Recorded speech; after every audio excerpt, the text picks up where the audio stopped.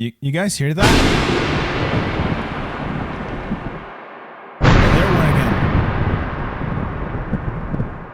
I think we do have, in fact, thunder at our gates. It is here. And let's get right into this thing.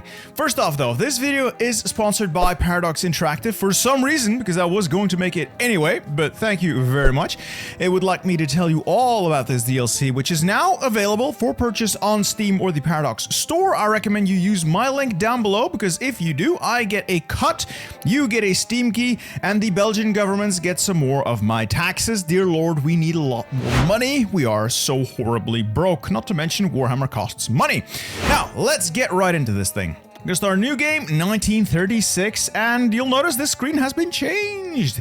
No longer do we have an endless list of flags down here for all the countries who do have content from their respective DLCs. No. Well, yes, but no. It has all been split up. We have the not played ones. This is wildly inaccurate because I have played all these, but not since the DLC. We have a section for Europe, North America, South America, Oceania, Africa, Asia, and the Middle East. Today we will be visiting Asia. Asia has some fresh content here in the form of Siam, as well as the Dutch East Indies. Oh, and Oceania also has Australia. And a little bit of an update to New Zealand. But today, I wish to take you on a journey to Siam. Beautiful, beautiful Siam. Lovely, sickly green color. And we're going to get right into this. Now, before I start, this is on a pre-release version of the DLC. So not everything you see is going to be as you will experience it. More or less it's going to be the same, but you know, tweaks may happen, bugs may occur, just so you know. Also, can't get achievements because one, I'm running my member mod, and two, it's a pre-release version of the game. There are no achievements yet. Beautiful Siam. So, what you all want to see here is this lovely new focus tree. Is it better than the standard focus tree? In my opinion, nothing is better than the standard focus tree. But we have politics here. We have a large political tree that branches into three separate parts. I guess Democratic on the left, monarchist in the center, and then fascist on the right. I already know where I'm going. A nice and thick industrial path that again separates out between going for a modern economy or going for some sort of agrarian economy of sorts. Ooh, we can invent pad thai. I wonder if that's historical. I do wonder if that's the historical path to take. Then we have the Army of Siam, slightly smaller than I would have liked, but everything here does serve a purpose. We have a specific path for when we get invaded. So this is tied to either the Allies or the Japanese invading us, and then we can pick our side. I think this is tied to the... mostly tied to the Japanese though. And then the Royal Thai Navy, which is, I mean, it looks bigger than the army branch, but I think I'm just, it doesn't matter. We are going to start off today with the Khanaratsadon. Long story short, this guy overthrew the government of the monarchy, well, or the absolute monarchy in 1932. It's been 4 years of more or less no military rule, sorta, kinda, maybe. It's not working out for us, so we're gonna undo that. We do have a bunch of advisors. Some are created more equal than others. And we do have a little bit of a balance system. We'll see that in a minute. For research, we're gonna have to get this industry working as well as research. We only have the 2 research slots, so I do want to get my research speed up so we can catch up. We have an Air Force, which I'm immediately going to sell on the international market. Early airplanes are just not good. I'd much rather get some of this free construction out of it. We have a Navy. It's a respectable Navy. We got 1 heavy cruiser, a light cruiser, and some destroyers. It's better than no Navy, but it's not going to win us any awards. Let's assign an admiral to it. We have an army, 4 divisions. It's not the world's greatest army, but it will serve. Let's leave it around Bangkok and do some exercising and assign, I like this guy, the engineers, pretty helpful. We can also deploy army headquarters. More on that in a minute. Essentially, if you want to use army abilities, you need an Army HQ. Army HQs do more than just that. Based on how you assemble the Army HQ, you get some commander bonuses for all the units in that specific army. In this case, it just gives you a 20% modifier on the general skills. So these are his skills up there, and they are 20% better if you have an active HQ. The HQ unit itself can be built up here. It's basically a small division.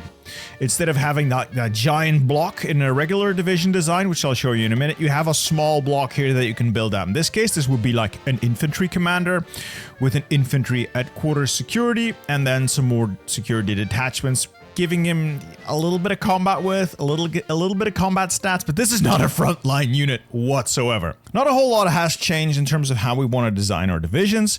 We all know and love the support. These are the ones we know. You just add them over here. They're just on the right instead of on the left. And down here we have regimental support, which is lower echelon support. Basically, big artillery is divisional, small artillery is regimental. These are, again, unlocked as you do more research, but for instance, infantry guns, you can consider them to be low-level artillery. You don't need as many artillery pieces for this, and they add stats. Same with anti-air batteries. They add AA, a lower amount of the stats, but they are cheaper. Plus, you know, they can be deployed in tandem with divisional supports. This is just extra stuff you get. You don't really need to produce new equipment for this. This all runs on what we already have. And the only thing to keep in mind here is that the division layout sort of matters now, in that you need at least 3 battalions in a row before you can get some regimental support. Let me show you. I'll remove this one and I'll add it over there. This is essentially the same division as before, same stats, same combat width. It's just that there's a 4th unit here and there's only 2 here. And now the regimental support slot is locked. You need at least 3 line battalions in a regiment before you can get regimental support. It's the only real limitation I found, so use that information as you will. Anyway, we're going to add a couple of extra units. We're not going to get these guys deployed anytime soon, but it pays to be prepared. Production, I would like more guns, please. Yes, and once we have those guns, a little bit of artillery. I am a sucker for artillery. Let's get the R&D, Army Ordnance Light Weapons Manufacturing Department on the case. All right, dockyards, start making some convoys. Really not much else to do. Like, we do start with some designs, which is nice, but realistically, what are we gonna do with the Navy? Our enemies are going to be either Great Britain, good luck, or Japan, good luck, or, well, US, again, good luck. Construction, I'm going to start with infrastructure for, because we're on civilian economy, it debuffs basically everything except infrastructure and these facilities. And we do start with a nice amount of resources here in southern Siam. I kind of want to boost that up so we can get more rubber out of the place, plus we build faster in the area once we get that done. So it's a nice thing to start with. Let's get trade going, and let's trade with the French. All right, let's get this show on the road. There, 7-day focus, love these. And that brings us up to the political side of things, and it unlocks the Kana Ratsadon mechanic. Basically, the current ruling party that has seized power from the monarchy has 2 wings, military wing and a civilian wing, and we have to play them off against each other. By boosting the military wing, you upset the civilian wing, and vice versa. Through these focuses, they're on the left and the right branches, you make choices to boost one side and then push down another, but the overall goal is to keep them more or less on side. If they are, you can get both of them happy, and I would recommend you try to do, but if you piss one of them off enough where they hit rebellious status, you risk a coup, either a military or a civilian coup. Essentially, civil war, boogaloo. Don't want civil wars. Really would like to avoid it because it just slows everything down. First off, we're going to make the army happy. That is pretty much the game plan for any would-be dictator. Keep the army happy. And now we are off to the races. My goal is to get down here. You see, I found this. It immediately drew my eye, and I will get this. I will have my absolute monarchy. That is non-negotiable. As you can see with this one, consolidating military wing control, we are sort of boosting the military and at the same time pissing off the civilian wing. Well, the opposite focus here will, have an opposite effect. So if you can do a seesaw here, balancing them off against each other. and then you can also influence it by hiring the right political advisors. Some of these are neutral in that they just give boosts to normal stats. Others, like this guy here, is going to boost the civilian wing, and then others, or like this guy, are going to boost the military wing. Now, they only boost their wing, and they don't debuff the opposite wing. So this hiring these guys is one way of like making the math work and getting both of them to fully support you. All right, military wing consolidated, and I was going for this one, embedding technocrats in civilian institutions. The coal and resources are nice, but the cheaper political advisors are really good because I'm going to need to get a lot of them. And with those civilian institutions, now everything is a little bit cheaper for to hire someone. I'm thinking we go with, I saw you there, the Prince of China. Recruital power, political power is great, recruital pop is great, research speed is great. He's a pretty good early pick, though, you know, there's alternatives, like the silent workhorse is the no-brainer option. He might pan out. Yeah, I think we're just gonna go with the Prince of China. That research speed and the political power gain, that's pretty ballin'. All right, we've got ourselves another research slot, bringing us up to 3. Let's get some industry going. Actually, this burst is fine. I love this burst. That brings us up to 3. This is what I am all about. Pantheism. I do love me some good thighs. So the Greater Thai Empire is what I seek to achieve this run. The Great Thai Empire. And we will get down to brass tacks, boys. We have work to do. So once we finish this, we instigate a fascist coup first to symbolize the military wing takeover. So that's not our guy, but he is a guy which we will get rid of. Next step, where's my next step? Oop, yeah, the political branches have collapsed. Now we meet with a king who is apparently in very poor health. You're gonna love his portrait. Guy looks like a massive dweeb. This is where we start. We're going to get this advisor is gonna give us ticking daily support for non-aligned. So we want to get this guy as quickly as possible because for the King's Gambit, we must have 50% support for the royalists. Gotta get that early. Also reminds me, I need to make this guy my army HQ. So we'll give him army headquarters and he'll pop up on the map in 7 days. There we go. There is the man with a plan and he's going to support the army. This is also pretty nice focus. You might say, but it just gives you a couple of supply hubs. True. Usually I'd say, why bother? In this case though, like 90% of my country's not covered by my current supply hubs. Not having to build them up there is helpful, which I will need the area supplied in future because, I hate to break it to you, France, but you're squatting on my land. So this is actually pretty good to get, and need to get it anyway. But on the other hand, I've been diddling and daddling. Might just go for industrialization anyway. Yes, it builds those factories in states that will not be on my side of the civil war. But I intend to win the civil war quickly and decisively. And until the civil war sparks, at least I can get some use out of them. So I need about 5% more popularity before we could get everything kicked off. We need about 4% more, so I'm thinking we start on the Royal Police, get these guys on our side, and then we get Stanley Baldwin to get us some guns. And I think by then we should be ready to kick this whole thing off. It should be ready at least. Let's get the leader of the senior officers in our camp as well. And again here, you might think, oh, 3 extra divisions, but they're controlled by the AI. The AI is kind of stupid. So let's get the absolutists on our side, the industrialists, the rural people, and the navy. And in 14 days, we should be ready to kick things off. All right, that is the alliance done. And the King's Gambit, we are good to go. Relatively quickly. Not complaining. The royalists will become the ruling party. Elections will not be held. Damn right they won't be. Somehow I've also lost a bunch of... Oh my god. I think I've just found out what's gone horribly wrong here. Gonna have an aneurysm. So, our capital has shifted south. So our supply starts in the south and then propagates north. Unfortunately, in the north here, there are no supply hubs for us. Nothing. Nada. Zilch. Nitski. This is... Oh. It's fine. It's fine. We can win this. But this is exceedingly annoying. because they're fighting right next to the capital of Bangkok, so they got all the supply in the world, and apparently we are a world away. I could motorize supply. Even if I had the trucks to do it, it doesn't reach all the way up there. So I hate this, but we can manage. Let's get me some factories out of this Asian Financial Compact, or I could do pantheism. That would not be a terrible idea. Let's just start on the Provisional Council of State so I can head towards that absolute monarchy.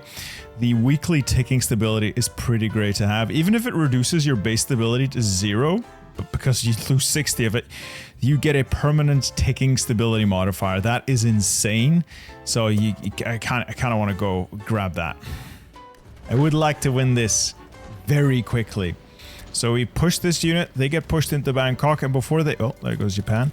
And before they can recover any of their org, we're going to immediately hit them again. Oh, great, we've been pinned. But we're going to immediately hit them again so we can force them out of Bangkok, and we are not bogged down here trying to make a river crossing. We do have Marines, which helps, but, you know, it's even better if you don't have to worry about the Marines. And in this case, we should be fine. Ping attack up north. And then right on through. Pin this guy again. You attack north. You go south. And you also go north. Next stop is Ayutthaya. And that should see them capitulate. We can also push these 2 victory points in the south and head on to these 2 victory points up there. They don't have the units to hold us back like this. We can probably get this done relatively quickly. Right, they're trying to evacuate from Ayutthaya. I'm going to allow them to do that, because I don't want them to stay there. If they're not there to defend it, I can walk in an undefended territory, which is always a win in my book. Alright, they're out. I'm going in. Huzzah! And with that, we should have the Civil War won. Not a big deal. There we go. Ayutthaya taken. 100%. Huzzah! Victory achieved. Now, having just won that civil war in glorious fashion, we now have these factions to appease. If we do not appease them, we take a hit, and it's not an insignificant hit to stability and war support. You can choose whether or not you actually want to engage with this. I'm going to, because the industrialists, I'm building factories anyway. The absolutists, I'm going for the focus anyway. The Navy, it's 2 focuses. Richard, how much could it cost? It's 70 days total. And it's just the rural reforms that you do need to kind of keep an eye out, because words are difficult. But if you go left side, so Bank of Siam, you have to get to the mechanization of agriculture, which is not only quite a ways off, but it also requires you to have 1,000 trucks in storage. So you might want to keep that in mind. The other is a significantly quicker way to get it. It's the reduction of agricultural yield taxes. Now, I've done a test game with the Bank of Siam, and it's perfectly functional. I just think we might be better off, you know, giving I'll be honest, I'm a little hungry, and I could go for some pad thai today. So I'm just going for the rice company today. God, all I eat is chicken and rice lately. Chicken and rice. One more thing we can do is restore order. This is just an overall good bonus. Construction repair, reduced consumer goods, and construction speed for a year. And it leads to forging a king. Because we have a king, he's just shit. And we could just have his son take charge in the future, and until then, which is the 20th of September. In 4 years' time, he will ascend the throne. And based on what we've done through the decisions that this stuff unlocks, he gets to have different stats. So, I mean, why not? Now that we're going to get more factories, it's about time we lay this out in a way that we like. So I'm going to get trains. I'm going to get some trucks. We will need trucks for supply. Artillery will be required. Guns, obviously. Civilian. Support equipment, quite obviously as well. And then after that, I'm thinking I do want to include Toad AA. Kind of want to get it early. Now, before we can get our king enthroned, first he has to turn 12, which should be this year, September, so not a month or so away. We get to pick the regent as well. Now, we're going with absolute monarchy. That has been my choice from the onset. The constitutional stuff, not bad, though I'm not sure why it would... What? Okay, so I may be an idiot, or I'm reading this wrong, but it both gives you 10% stability and reduces base stability by 10%, so it's just a wash, I guess? Huh. Anyway, stats on both of these are fine. I prefer the non-core manpower and the recruitable pop from this, plus the weekly stability that just takes up is pretty ballin'. So the reduced research speed and construction speed kind of put me off the left guy, so let's go with Songsuradet. I am going to try and get air, so I'm gonna hire an air guy early so I get some of that experience in. An absolute monarchy baby, so massive hit to base stability, which, you know, looking at this is actually just a 6% drop. It cannot go below, so it's not that bad. And not like a weekly ticking stability permanently get 2.5% stability every week. That is insane. The reduced attrition is brilliant for a territory. Recruitable prop is always good. Like, this is a pretty banging modifier. I'll be honest, this is pretty ballin'. And now we can forge our king. Yeah, he's 12, whoop-de-doo, 35 days. You can basically start picking the traits that your future leader will have. So the prince now, this 12-year-old boy, will be able to replace this man. So his stats better be on point. And with the decisions you can make every time, you can really tailor him towards the path you want to play. You'll see in a minute. Every year on his birthday, we get this event. And you can choose and tailor him as you like. This gives you a permanent research speed buff. This gives you a permanent research speed buff to the leader traits, a division attack trait, which I really love, a supply consumption trait, again, really good considering the territory, or a construction speed buff. You might go, oh, construction speed is brilliant. Yeah, but by the time you get this guy, you should have your industrial base in place and you're really pushing. So I would say, if you were able to get him early, I would go with either the research or the construction speed or a mix, because they're good for the build-up phase. But once you're engaged, it's all supply and attack. I think I'm gonna get, he's 12, he can take over at 15, so I'm gonna boost a division attack and supply on this guy until he's good enough to take over for the soldier regent here. Yeah. This makes the military happy without pissing anyone off. I'm gonna get this guy. Construction speed, nice. Research speed, great. And then he makes economy, trade, and conscription laws cheaper, which I will eventually have to change. Let's get ourselves some rice in the country. 20% research speed on industrial research, or research, pretty good. And 5% construction speed. It's not bad. All right, that is more taxes, or fewer taxes, I guess. Everyone deserves less taxes. I just wish I didn't fuck with my consumer goods. That leaves only one, because this is going to finish. There we go. Just the Navy to satisfy. Only need 70 days for that, so it can wait. Yeah, 1 year later we get the same event, so it's the same stats. It turns him from 5% attack to 10% attack. I think we're gonna go with another tick of attack and then some supply. Alright, happy. I'm gonna hit that sweet radio propaganda. Pushes me up to 25 war support. Partial mobilization it is, ladies and gentlemen. We might actually get close to something approximating an economy. And I've almost got my Marines up there. 30 with Marines, are they the best? I don't know. I don't know anything. But I think they might be serviceable. And then more breakthrough on these guys, I guess. They've finally gone and done it. And they've overhauled the Special Forces doctrines as well. Now this is a bit iffy because of the way the game currently tracks your mastery gain.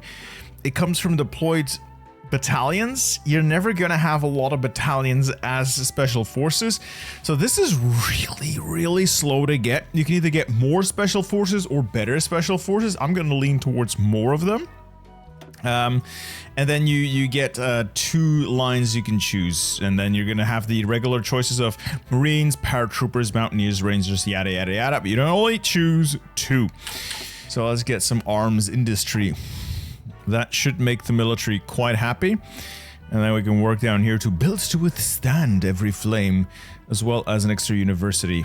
This is 35 days for 2 civs. I'll do that one. Get me a little bit more economy, and then we do the Navy, and then we have everyone happy. Crap, I don't want to demobilize. All right, well, we'll figure it out. I've also just realized I don't have engineers.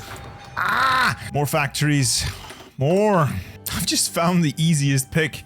I just have to hire this guy. Yeah, he gives me 10% war support, defense on core territory, and 2% recruitable. Why would I not hire this man straight away? He's great.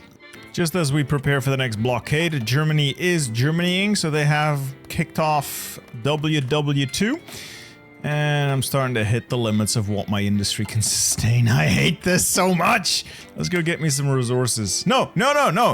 First, research slot. Then I'll go get me some resources. Ooh, if I instruct him in military affairs again, not only does he get another 5% division attack, but also 10% army reorganization regain. I personally like that a lot because I cycle units very often, offensively and defensively. But that supply consumption would be, you know, considering the... No, I'm gonna go for the attack. Always attack some more. It's January 40, so what I want to do, I do want to grab the rest of these, but France is going to fall within 6 months, so I'm going to make sure I'm ready to capitalize. They're going to go and grab pantheism. That will allow me to move down the rest of this so I can recover Indonesia. Yeah, we're going to need to prepare the northern infrastructure for war so I can get those supply hubs in Isan and Western Siam. I definitely need a supply hub in this region, which we're just gonna starve. Well, there go the French, and unfortunately without our steel, we can get that from the Soviets if we really like. You know, I'm gonna make it here. This is like the base template. Fill it out, and I think adding like logistics and support is a pretty good idea. And then for my special forces, I don't know, we can add naval liaison later along with special operations coordination. Oh, this as well. Division XP gain, chance to get sick or chance to get wounded reduced. Trickle back support. Ooh, I actually like this. I actually like all of this. I'm just gonna apply it. Fuck it. I have my toys. I'm gonna play with them. All right, we can now recover Indochina. I'm gonna start a limited war in Indochina against the Vichy French. Whole bunch of text there. If we start losing, we have to go past 20% surrender progress. We're gonna get an event that costs us the war. If we lose one limited war, they might just reverse all the gains we've made elsewhere, so be aware. For the duration, all guarantees of independence and faction stuff gets cancelled out for the duration of this specific war. Vichy France can't call any friends in. If they have puppets, they can call those in still, but not really a consideration for the Vichy French. So we need to make sure we control these states. I think we can do that. We click the button. We have 120 days to either win this or we're going to get an event where we get bogged down. See, if they bog down, you can either back down with, I guess, limited gains or, and this is far worse, you have to escalate to a full and total war. Don't want that. The Navy's done its job. Let's just park it again so I don't lose them. Also fuel. Fuel's expensive. Yeah, so we basically control almost everything that we need to control. Get the Hanoi up there, and I think that will be it. There we go. We control all the states, and we get this event. Either you turn this into a total war, no, or we end things here, and we get our stuff. We click the button, huzzah, a little bit of a scripted peace conference, and we just get all of that land we just fought for. And we are going to be repeating it again with the British, eventually. Occupation can be done by peasant division. No, the Royal Police. They have police in the name. They'll do. It's important now that we get compliance in these areas up high, though it should still tick up reasonably quickly. Oh yeah, this should allow me to make the civilian wing happy and then piss off the military. I just oh, come on. Anything I do just pisses people off. Well, other ways to get that to happen is to do these anti-fascist or anti-democratic raids. They boost one or while pushing down the other, which is an unfortunate balancing act. But if I do the math right, I should be able to balance it out, I think. Oh, I figured it out.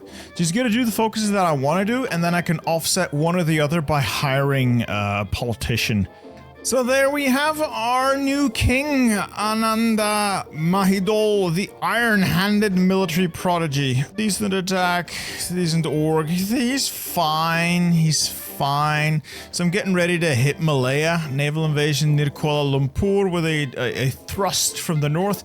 Now, when I go to war, Britain's gonna get called in, and they're gonna call in the entire Commonwealth. So this is going to be slightly, and by slightly I mean significantly more difficult. I will need to hold in the north and push in the south and push hard, because we will need to control, where's the button?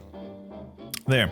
All of that. So this state, and that state. Once we do force a breach, it should be clear sailing, but it might be a difficult initial push. I will be able to bring some air to bear, but not that much. So maybe like an air base down here would not be a terrible idea. Japan wants Tonkin. I don't want to give them Tonkin. See if they declare war on me.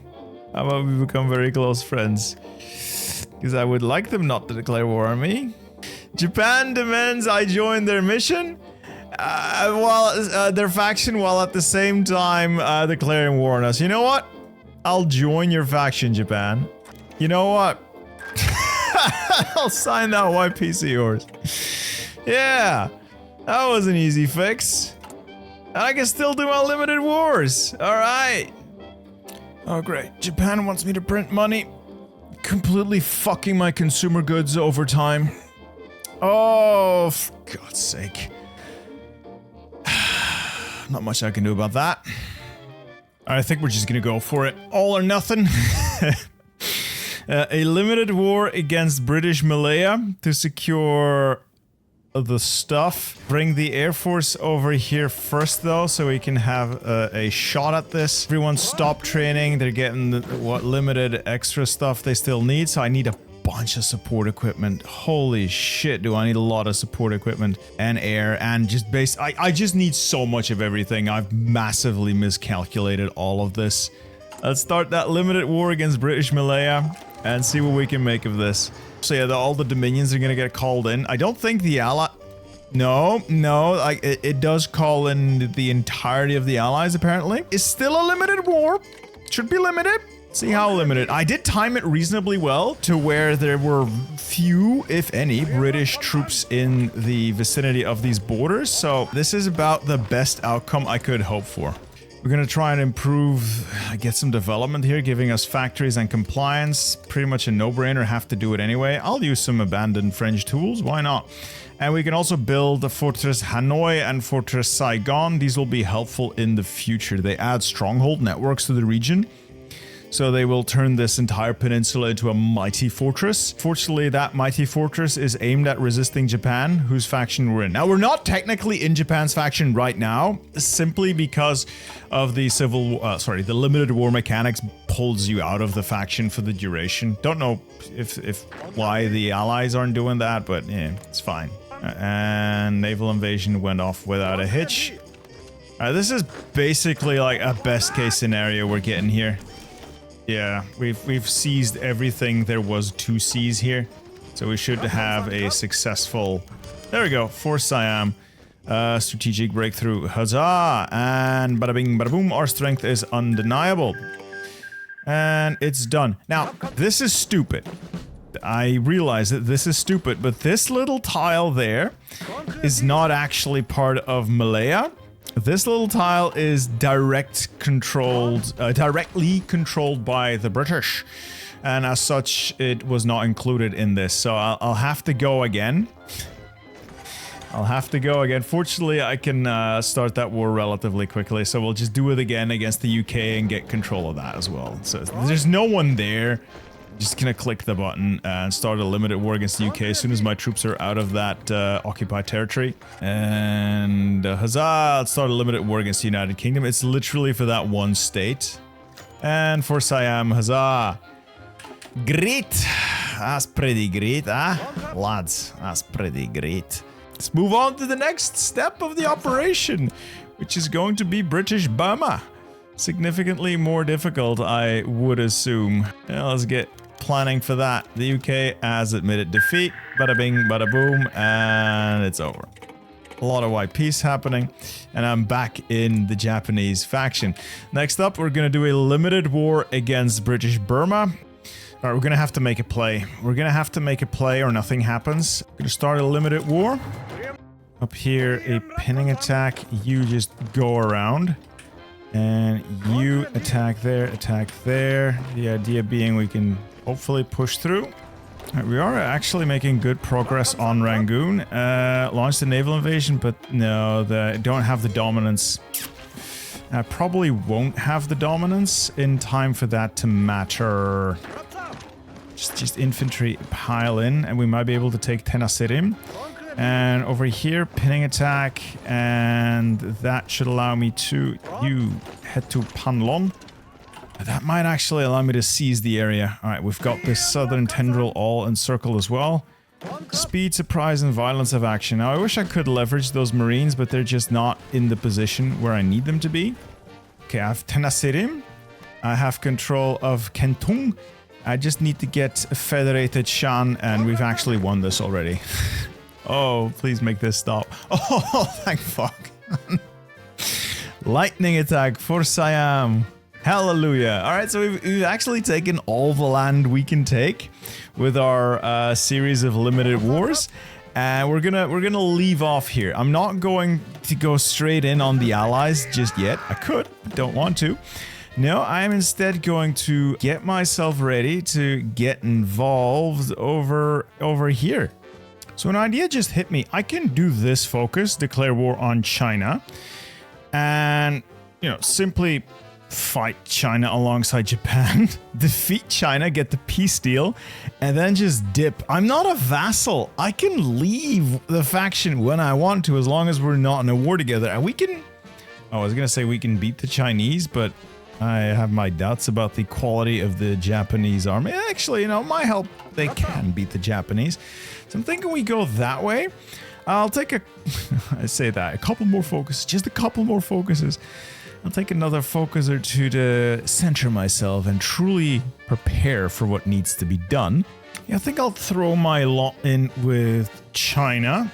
Allegedly. No, wait, no. I'll throw my lot in with Japan. Join up in beating on China. Deal with China. I think with my help, we should be able to make this happen. And once China is big dead, peace deal, grab what I can to make myself more powerful, and then fight Japan instead with the Allies' help and ingratiate myself with the Allies, get a slice of Japan, maybe some islands, maybe some navy from them, and we come out of this an Asian superpower. There we go. War were declared. Well, there goes Guangdong. Did not really create the chaos I had hoped it might. Still, might be an opportunity here. If I can break through, I'll be able to get into the back of Nanning. Get them from the rear, giggity. Alright, okay. So we've got full front line now. Good, we've managed to hook things up. I've captured someone. I've captured a commander, Huang Ye, and where are we keeping him? In Nanning. Yes, because obviously that's where I want my valuable prisoners of war held, in Nanning. Not in Bangkok, or Saigon, or even Hanoi. No, Nanning. Now I can demand my reparations, because I have contributed enough to this war, I think? Oh, only 4% of the war effort? And it says I need at least 9% participation. You know, if it's gonna let me do it, I'll do it. A little odd. I think that might be bugged, or it's not showing the proper calculations, which would not surprise me in the least. Huangshi's just capped, might take a couple of other units out of the equation. I can keep going north, hopefully. Let's see what the repatriation does. At least well, maybe they'll stop making me print money. I really hope that's what it does. Alright, fair. I get to stop printing money and they give me some money back. Taking Chongqing. Yeah, we're gonna encircle this entire section here around Nanchang and Ganzhou. That whole thing's getting encircled. That is a lot. And I do mean a lot of Japanese divisions we've just trapped here. Sorry. Chinese. I keep forgetting what side I'm on. That is a lot of Chinese divisions we got trapped here now. China's dead though. They're pretty much dead. As soon as this pocket here collapses, that's it for them. Oh, the Chinese are just completely run out. Tenacious defense though. I'll have to give it to them. I'll take all your ships, though it means nothing to me. And I'll puppet like Guangxi and some other stuff in the north. And then I'll puppet Yunnan as well. Okay, so what did I get out of this? Yunnan, Guangxi, Guangdong. Well, just give me some war reparations then. As well as your resources. I'll take your resources. So we got ourselves a Guangxi clique, a tiny Guangdong clique. We got Yunnan. Those are my beloved puppets. And I also puppeted the state of Xinjiang because Japan hadn't touched it and had pieced out, or like stepped out of the peace deal. This looks disgusting, utterly disgusting with whatever Japan decided to do over here in Hebei.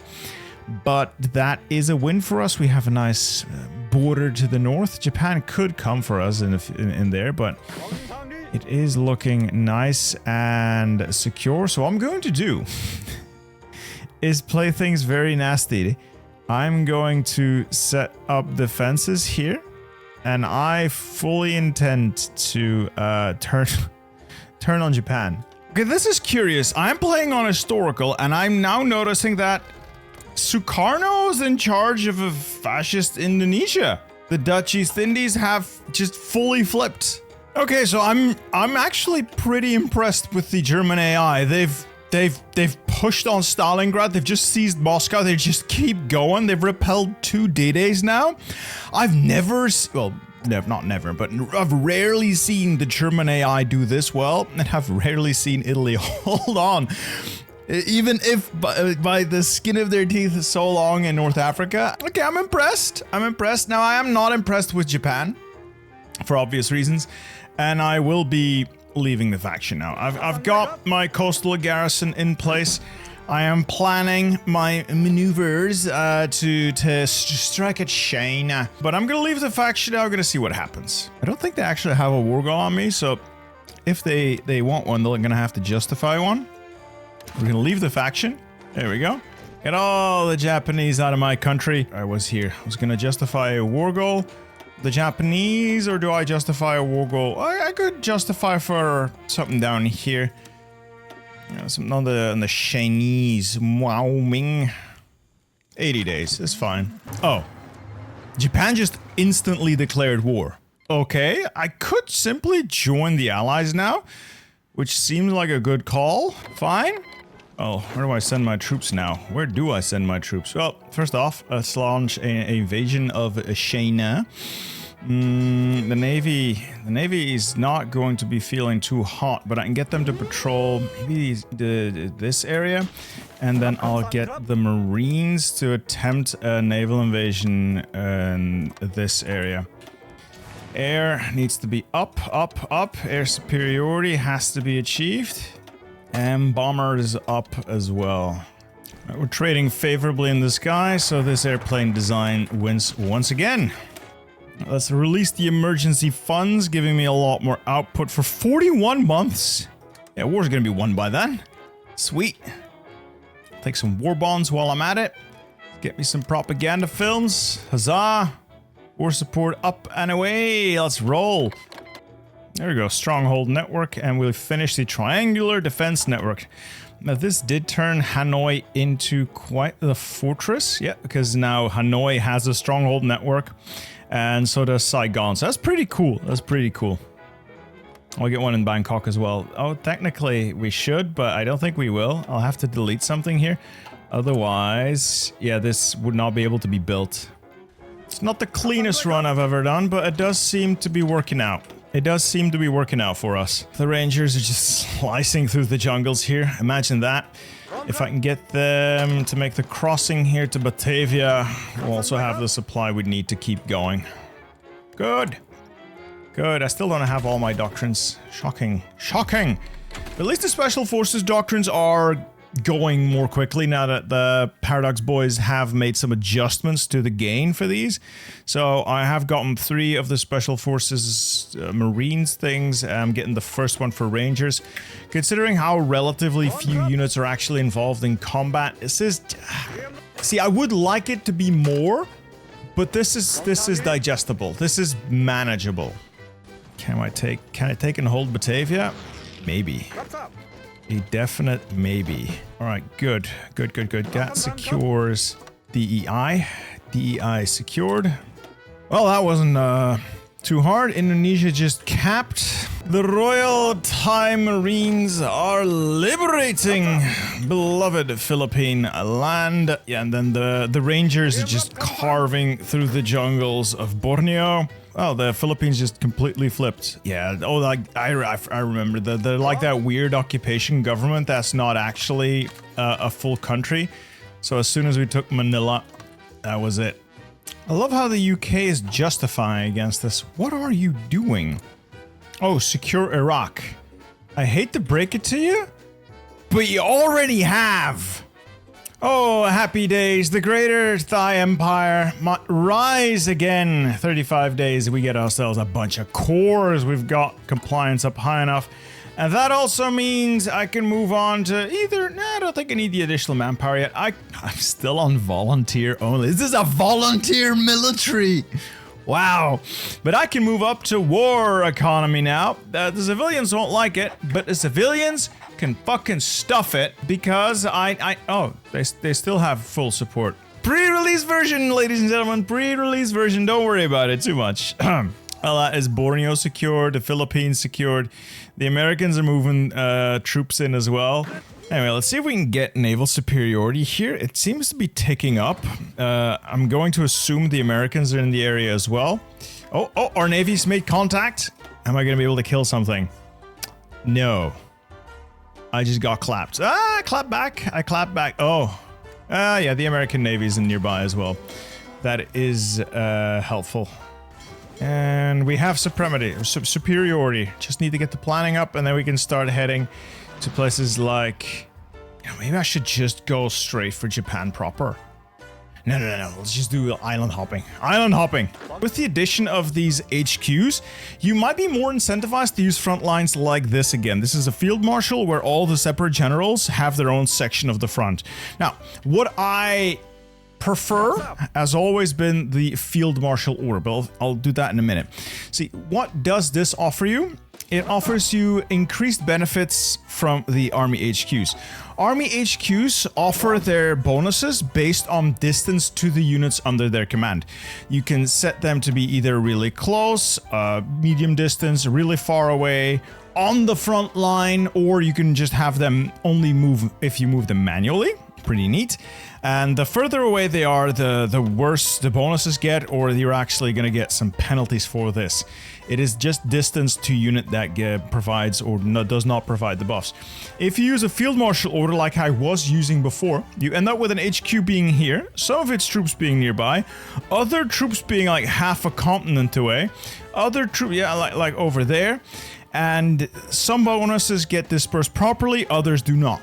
Whereas if you then use this order, a field marshal order with the generals broken out into their own separate sections of the front, that general will always have the troops relatively nearby to his HQ. So there's actually an incentive now to use this order structure. Still not a fan of it, but it's something to consider.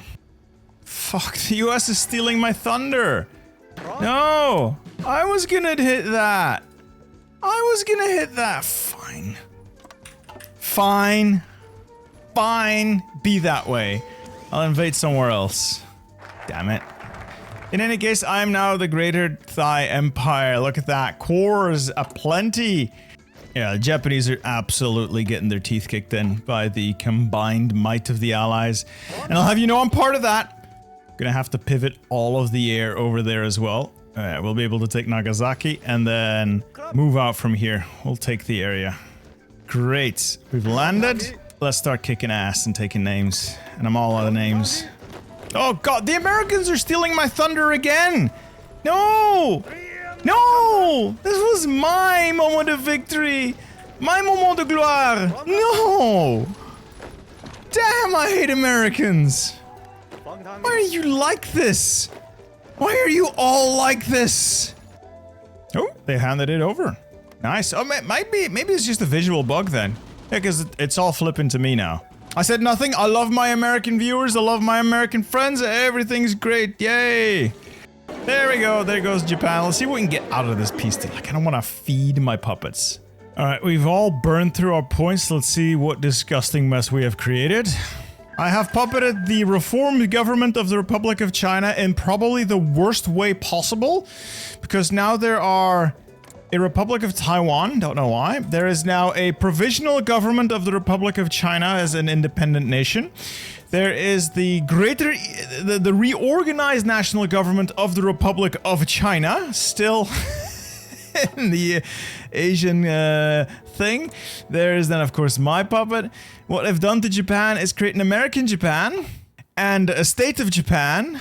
And if I'm not mistaken, there is still an imperial Japan somewhere. Where is it? Where is it? There is still a Japanese empire in... Oh, Dairen. Dear God, this is... Oh... Meanwhile, we have British China, we have Hebei Chahar, we have American China. What have you guys done? With that, the Great Thai Empire rises. We are now the only Asian tiger worthy of the name. The Americans have crushed all Japanese hopes. We have put the Chinese, well, most of the Chinese, firmly under our boot. And I hate everything about I hate everything about this world. So with that, I think we can call this a run. Overall, it's a pretty fun tree. This path does interest me. I'm a sucker for monarchists. I will try out the other paths as well. One thing I should say though, I don't really see a way for this to be useful as a... How do I put this? I don't see a path to victory if you're siding with Japan. I don't see how you can do enough to win, because even if you push to Raj, even if you fight your way to Iran and basically clear all of Southeast Asia, you secure the islands, God forbid you pull all of that off, you're still gonna have to deal with the fact that the American fleet will crush the Japanese and invade them.